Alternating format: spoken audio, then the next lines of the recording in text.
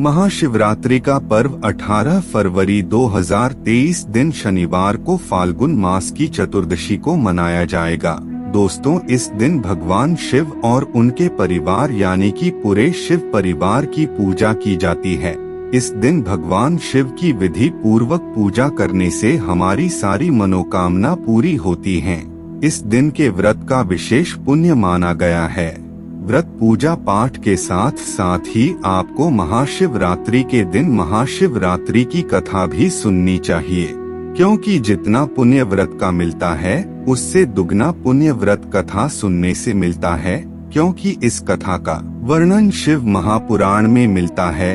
तो आइए कथा प्रारंभ करते हैं। दोस्तों, इस कथा के अनुसार पुरातन काल में एक शिकारी था जिसका नाम चित्रभानु था। चित्रभानु जो था वो एक साहूकार का कर्जदार था और साहूकार का कर्ज ना दे पाने की स्थिति में साहूकार ने उस शिकारी चित्रभानु को एक शिव मंदिर में बंदी बना दिया। संयोग से जिस दिन साहूकार ने शिकारी को बंदी बनाया उस दिन शिवरात्रि थी।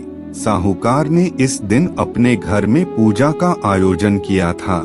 पूजा के बाद कथा का पाठ किया गया। शिकारी भी पूजा और कथा में बताई गई बातों को ध्यान से सुनता रहा और पूजा समाप्त होने के बाद साहूकार जब उस शिकारी के पास गया तो उस शिकारी ने कहा कि वो कल उनका कर्ज चुका देगा। उसने साहूकार से वादा किया। इस बात पर साहूकार राजी हो गया और साहूकार ने शिकारी को जाने दिया। उसके बाद शिकारी जंगल में शिकार करने को आया। शिकार की खोज में उसे रात हो गई। जंगल में ही उसने रात बिताई। शिकारी एक तालाब के किनारे एक बेल के पेड़ पर चढ़कर रात बिताने लगा। बेलपत्र के पेड़ के नीचे एक शिवलिंग था जो बेलपत्रों से ढक चुका था। इस बात का शिकारी को कुछ पता नहीं था और उसने आराम करने के लिए उसने बेलपत्र की कुछ शाखाएं तोड़ी। इस प्रक्रिया में कुछ बेलपत्र की पत्तियां शिवलिंग पर गिर पड़ी। शिकारी भूखा प्यास उसी स्थान पर बैठा रहा। इस प्रकार से शिकारी का एक तरह से व्रत ही हो गया। तभी वहाँ एक गर्भिणी हिरनी तालाब पर पानी पीने के लिए आई। अब शिकारी ने सोचा कि मैं इस हिरनी का शिकार कर लेता हूँ, मगर हिरनी को शिकारी ने जाने दिया, क्योंकि शिकारी ने धनुष पर जैसे ही तीर चढ़ाकर हिरनी को मारने की कोशिश की वैसे ही हिरनी बोली, मैं गर्भ से हूँ और शीघ्र ही बच्चे को जन्म दूंगी। तुम एक साथ दो जीवों की हत्या करोगे, यह उचित नहीं होगा। मैं अपने बच्चे को जन्म देकर शीघ्र ही तुम्हारे पास आ जाऊंगी, तब तुम मेरा शिकार कर लेना।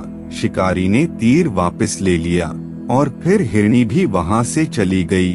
अब शिकारी अपना धनुष रखने लगा। धनुष रखने में कुछ बेल पत्र के पत्ते टूटकर शिवलिंग पर गिर गए। इस प्रकार उससे अनजाने में ही प्रथम प्रहर की पूजा पूर्ण हो गई। कुछ देर बाद एक और हिरनी उधर झाड़ियों से निकली। पास आने पर शिकारी ने तुरंत ही धनुष पर तीर चढ़ाकर उसका भी निशाना लगा दिया। लेकिन तभी दूसरी हिरनी ने भी शिकारी से निवेदन किया कि मैं थोड़ी देर पहले ऋतु से निवृत्त हुई हूँ, कामातुर विरहिणी हूँ, अपने प्रिय को खोज रही हूँ। मैं अपने पति से मिलकर तुम्हारे पास आ जाऊंगी।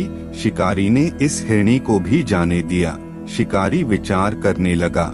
इसी दौरान रात्रि का आखिरी प्रहर भी बीत गया। इस बार भी उसके धनुष से कुछ बेलपत्र शिवलिंग पर जा गिरे।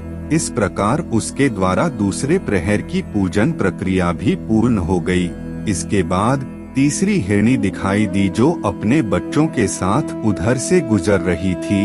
शिकारी ने धनुष उठाकर निशाना साधा। शिकारी तीर को छोड़ने वाला ही था कि हिरनी बोली, मैं इन बच्चों को उनके पिता को सौंपकर तुम्हारे पास लौट आऊंगी, मुझे अभी जाने दो। शिकारी ने ऐसा करने से इनकार कर दिया।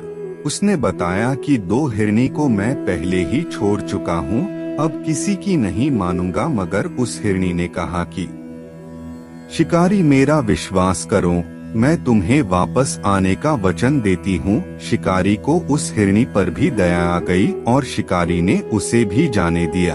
उधर भूखा प्यासा शिकारी अनजाने में बेल की पत्तियां तोड़कर शिवलिंग पर फेंकता रहा।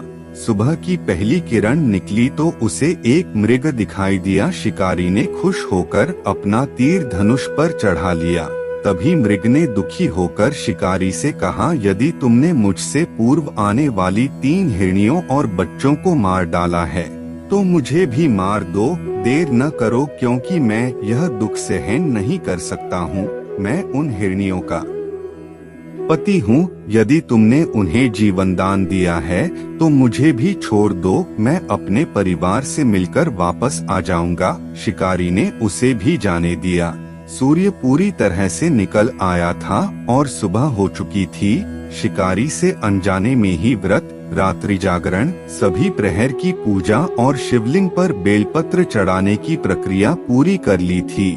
भगवान शिव की कृपा से उसे इसका फल तुरंत प्राप्त हुआ। भगवान शिव की कृपा से शिकारी का हृदय बदल गया। शिकारी का मन निर्मल हो गया।